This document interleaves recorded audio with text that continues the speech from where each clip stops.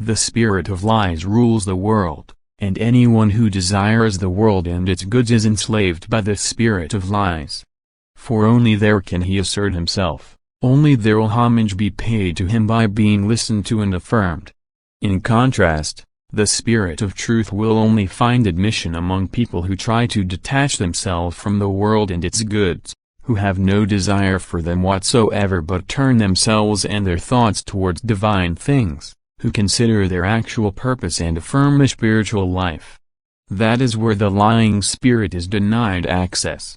For God himself will grant his protection to these people, and he wrests them from the one who brings lies into the world.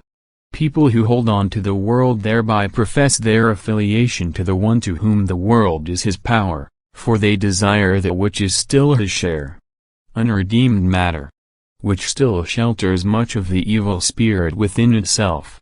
And since he wants to win the world entirely for himself, he uses every opportunity to increase people's greed for matter, hence he presents himself in a desirable way. He uses lies to do so, for the truth would enlighten people and make them lose the longing for earthly possessions. And thus he aims to intersperse every truth with error. He tries to lead people into erroneous thinking. He seeks to obscure their spirit, that is, to entangle it in earthly passions and cravings, so that the spirit within themselves is surrounded by the most dense layers and unable to offer the soul the slightest clarification.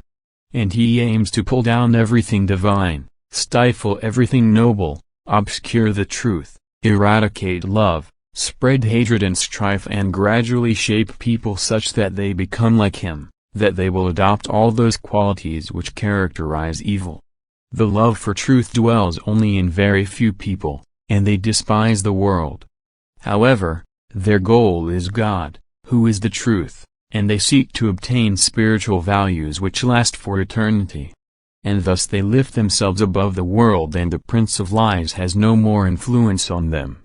And yet he wants to oppress them, and to this end uses those who, on the surface, also strive for the truth, that is, who appear to look for truth but inwardly are devoted to the price of lies, who love themselves and their life and try to make it as comfortable as possible, who live in the midst of the world and yet try to deny their connection with it, who, without the inner urge to renounce the world, pretend to live a life of self-denial before the eyes of their fellow human beings and thus are fond of lies. These are used by the opponent as his instruments, by letting them speak under the cover of truth, as the Prince of Lies wants. And thus lies are mixed with truth, and humanity accepts everything that is presented as truth and yet is the greatest untruth, for it cannot recognize it because it doesn't desire the truth, and since the lie corresponds to their desire more, it is accepted without hesitation. Yet the spirit of truth will establish itself as soon as people willingly separate themselves from matter, as soon as they desire spiritual wealth and strive towards God.